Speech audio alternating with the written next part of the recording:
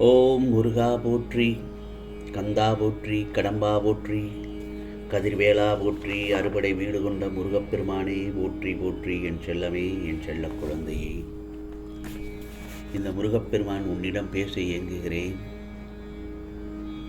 நான் சொல்வதை ஒரு 4 நிமிடம் காது கொடுத்து செவி கொடுத்து கேள் என் செல்லமே. இது உனக்கான வாக்கு, முருகனின் அருள் வாக்கு. முருகா சரணம் என்று பதிவு செய்துவிட்டு நான் சொல்வதை கேள். உனக்கு வரும் ராஜயோகத்தில் நீயே பிரமிக்கப்படுவாய். உன்னுடைய வாழ்க்கையில் அதிசயம் தானாக நடக்கப் போகிறது. நமக்குள் இருக்கின்ற ஆசைதான் நம்மளை அதில் பயணிக்க வைக்கிறது. சொர்க்கமும் இங்கே தான் இருக்கிறது, நரகமும் இங்கே தான் இருக்கு. இதில் எது வேணும் என்பதை நீதான் முடிவு செய்ய வேண்டும். நான் ஒன்று சொல்லட்டுமா?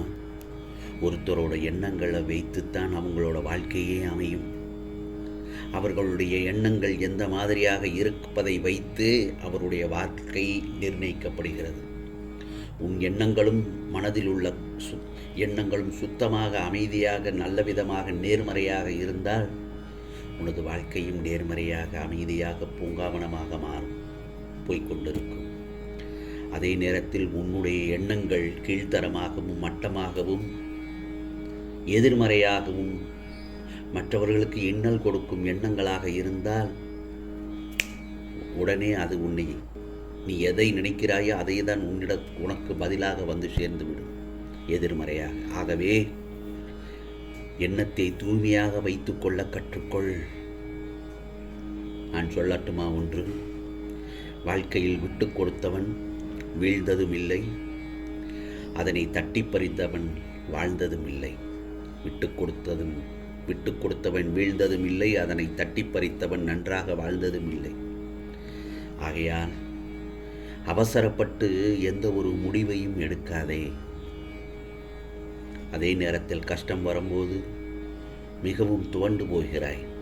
வேண்டாம் என் செல்லமே, துவண்டு போக வேண்டாம். அதை சரி செய்வதற்காகத்தானே இந்த முருகப்பெருமான் நான் அவதரித்திருக்கிறேன். நல்ல வழியில் மட்டும் சென்று கொண்டே இரு. நினைத்த இலக்கை நோக்கி நிற்காமல் நகர்ந்து கொண்டே இரு.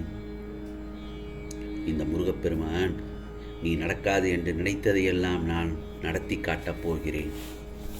உனக்குள் இருக்கும் கஷ்டங்களையும் குழப்பங்களையும் நிவர்த்தி செய்வதற்காக உன்னிடத்தில் வந்திருக்கிறேன், உன்னிடத்தில் பேச வந்திருக்கிறேன்.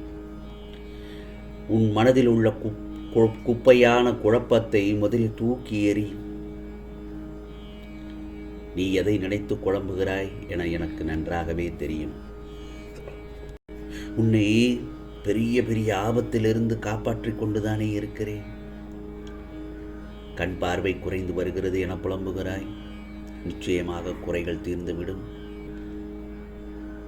நீ இந்த முருகப்பெருமானுக்கு விளக்கேற்றும் ஒளியை மட்டும் பார். பார்வை குறைபாடு நீங்கிவிடும். கை கால் வலி, வீக்கம், நரம்பு கோளாறு, வாதம் அனைத்தும் சரியாகிவிடும்.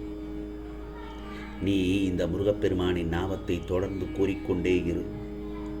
முருகா முருகா என்று என் நாமத்தை கூறிக்கொண்டே சொல்லிக்கொண்டே இரு மனதார.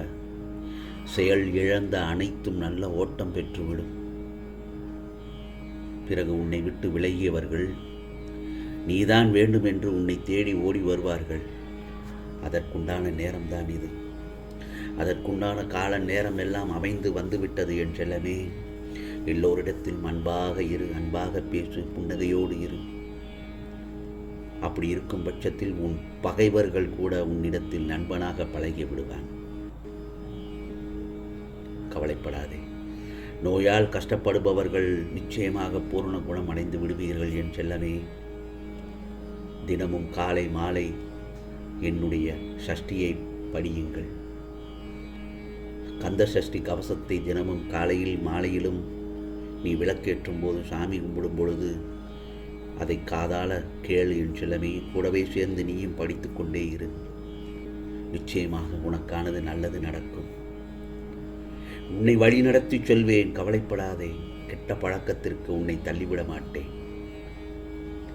கெட்ட பழக்கத்திற்கு நீ சென்று விட்டால் அது உன்னையே அழித்துவிடும்.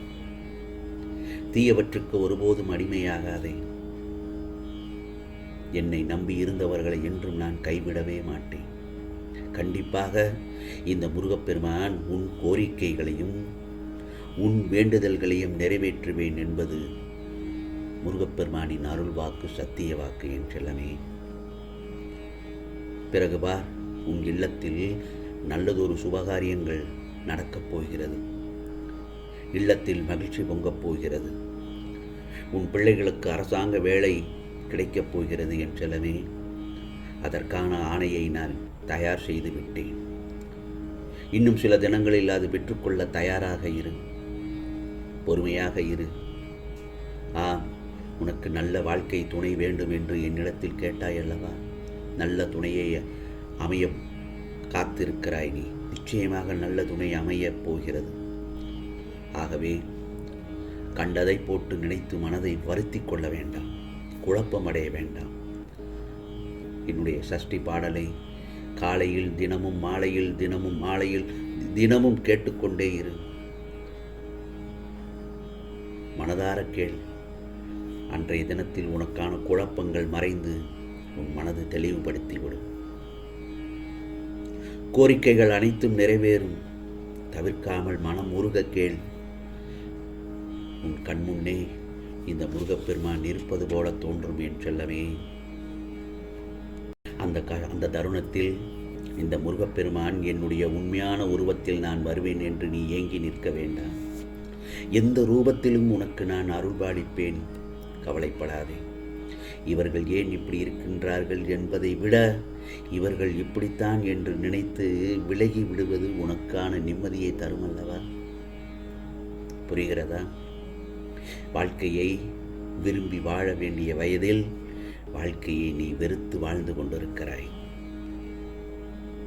இறைவன் இன்பத்தை கொடுத்தும் சோதிப்பான், துன்பத்தை கொடுத்தும் சோதிப்பான். விழுவதெல்லாம் எழுவதற்குத்தானே தவிர அழுவதற்கல்ல. இந்த முருகப்பெருமான் துணையாக இருப்பேன், ஞாபகம் இருக்க பயமேன். வேலுண்டு வினையில்லை முருகா, முருகா, முருகா என்று என் நாமத்தை சொல்லிக்கொண்டே இரு. உனது துயரங்கள், வியாதிகள், கடன் சுமைகள் அனைத்தும் உன்னை விட்டு விலகும். நிச்சயமாக நீ வாழ்க்கையில் முன்னேறி வருவாய் என் செல்லமே. இதோ நான் உன்னிடத்தில் பேச இயங்குகிறேன் என்று சொன்னேன் அல்லவா? உன்னிடத்தில் நான் பேசிவிட்டேன். மனதார நீ அதையும் கேட்டு விட்டாய். நீ நிச்சயமாக வாழ்க்கையில் முன்னேறுவாய் என் செல்லமே. நீ வாழ்வில் செழிக்க வாழ்வாய். இது முருகப்பெருமானின் அருள் வாக்கு. உனக்கானதெல்லாம் நிச்சயமாக நல்லது நடக்கும், நல்லது மட்டுமே நடக்கும். அதுவும் நன்மையாகவே இருக்கும். ஓம் சரவண பவ, ஓம் சரவண பவ, ஓம் சரவண பவ.